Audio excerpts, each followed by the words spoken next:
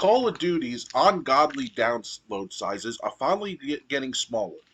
Black Yay. Ops 6 won't require a Warzone installation on console and PC.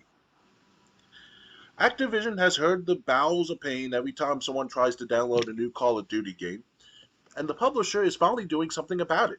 Players won't have to install Warzone alongside Call of Duty Black Ops 6 when it launches this October, drastically reducing the game size on PS5 and other platforms from launcher Call of Duty's HQ current footprint of roughly 175 gigabytes. Wow. Damn. As we look ahead to Call of Duty Black Ops 6, we've been working on ways to improve the Call of Duty experience by optimizing menu navigation and offering smaller and more customized downloads, plus other benefits for your Call of Duty library, Activision announced in a blog post today ahead of Warzone's upcoming Season 5 Reload update. We've heard your feedback, and along with our own testing and learnings, have worked to optimize the way players success and download Call of Duty. This begins by revamping the experience formerly known as Call of Duty HQ. Alright, so continue reading. The publisher is promising a more streamlined experience, direct access to games, and more control over what gets downloaded, and further reduce file sizes overall. Call of Duty HQ, the popular military shooter's current one-size-fits-all launcher, requires players to download tons of stuff they don't want to access, a new campaign or multiplayer mode, and then delete the rest later. The new approach will require a big download initially, starting August 21st, and Activision reorganizes the Call of Duty HQ content ahead of the Black Ops 6 beta later this month on August 30th, but will eventually result in players being able to install exactly what they want without eating up half of their PlayStation 5 or Xbox Series storage. The biggest change is that Call of Duty Warzone, the free-to-play Battle Royale mode, will exist as completely separate download from Modern Warfare 3 and later when it launches Black Ops 6. Activision didn't break down exactly what the file sizes will be for the games of that point for the initial updates. Players need to reinstall to reoptimize Call of Duty HQ, but it did share how big the standalone Black Ops 6 beta will be on every platform. The biggest is 80 gigabytes on PS5, and the smallest is to 66 gigabytes on Steam. Players have long complained about how chaotic and ugly the Call of Duty HQ experience is, and what a pain it's been trying to make room for ever bigger sequels on their hard drive, especially when big new updates rivaling the size of most average games are added on top of the existing space requirements. This peaked in absurdity earlier this year when the Black Ops 6 Microsoft Store page revealed a total size of 399.85 gigabytes God for the damn. upcoming game. Activision quickly clarified that the number in question included Modern Warfare 3, Modern Warfare 3 Black Ops 6, and Warzone. Modern Warfare 2 and 3. Black Ops 6 and Warzone. Thank God that didn't come October 25th. Players won't have to fiddle with any of that nonsense anymore. I'm sure it'll be an incredibly smooth handoff with no further wrinkles or issues. So, what do you think about? Because you played the Call of Duty Modern Warfare 2 and 3 reboot. So, what do you think of these new smaller download sizes? Actually, Triple J actually played only Modern Warfare 2019, Modern Warfare 2 2022, and I really wanted to. I could play Modern Warfare 3 2023 as well if I put my mind to it. But I just didn't play it yet because of download size and all. Because you're right about one thing. It's over 200 gigabytes for just downloading between these two games, Modern Warfare 2 and 3, the Modern Warfare games of today.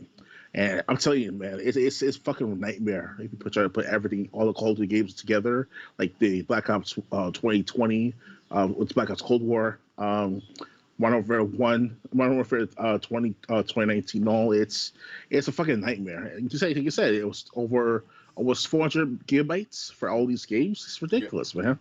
I can't do that for my consoles. Of course, yes, I can dedicate. I have two Xbox consoles, one for my bedroom, one for my living room. I can't dedicate like my living room console to Call of Duty games, obviously, which I did. But I had to worry about Battlefield 5, Battlefield 1, Battlefield 3, and also other games like that of what's it called, Sword and Dance, and other games like that. So you got Xbox and the makers of Call of Duty got to understand, like you can't dedicate everything to just the Call of Duty games alone. There's more than like about what 1,000 games I could choose from on my account alone.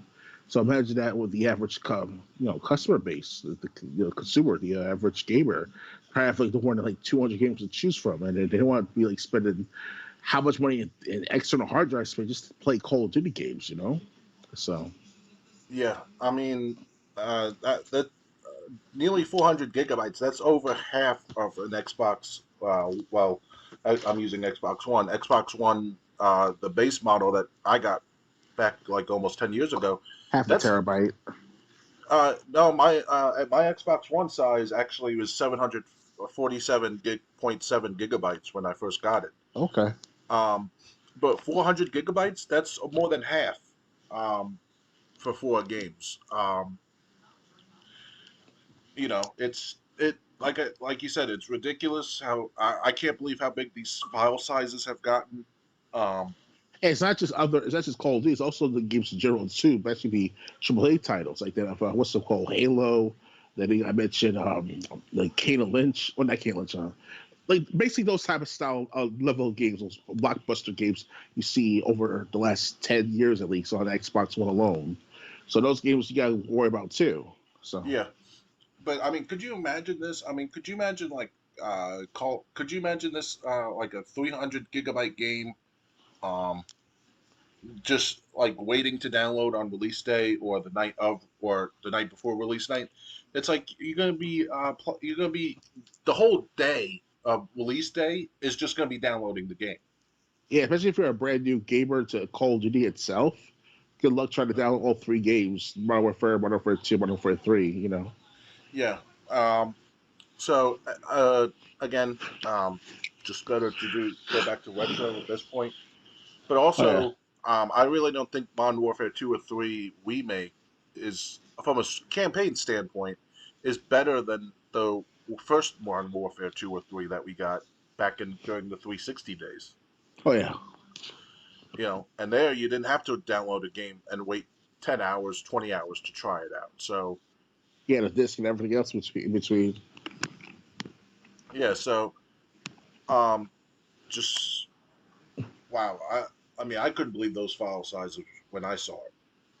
Yep, that's how it is for me for the last several months, or not a couple of years now, because when Modern Warfare 2 2022 came out, it was about at least 125 gigabytes of download everything from the content packs to the multiplayer pack to the campaign pack to the special ops pack, you name it. It was crazy. And it was something with Modern Warfare 2019 as well at one point too.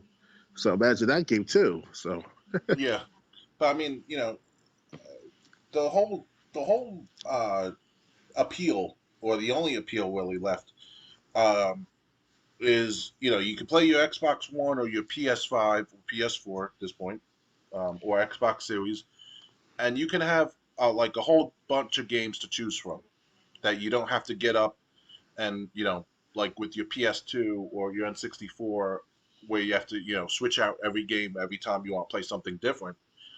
At this point, it's almost with these file sizes, it's almost like that appeal is going. Oh, you can mhm. download 1 game at a time, 3 games at a time, 5 games at a time. What's it's like? What's the point? Hmm. Unless they got to do cloud game in the future for the Call of Duty games, at least that make it more customizable and commendable, like just make it more properly user friendly. Because I But rather have cloud gaming for at least half of my Call of Duty games than just trying to down all the Call of Duty games with the disk space, I mean, cloud gaming, that brings up another thing. What about people who don't have good internet or fast internet? I forgot about that part too. I do have fast internet, and reliable internet, but there are people like in the Midwest who just don't have a good internet service regardless. Yeah, those are Kansas and Nebraska, that area, the Midwest pretty much area. Yeah, definitely that. So it's kind of like those people are shit out of luck no matter what they do. Let's get satellite internet, which I heard that's even worse than regular internet from Verizon or Comcast. Yeah, not a lot of people use satellite for TV. There's a reason for that. Hmm.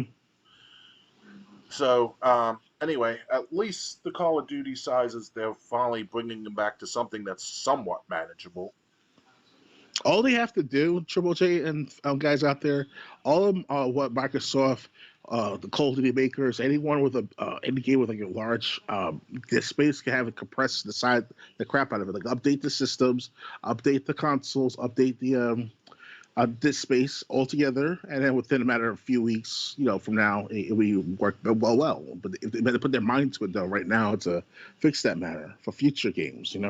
Right. Yeah. So anyway, at least they're getting smaller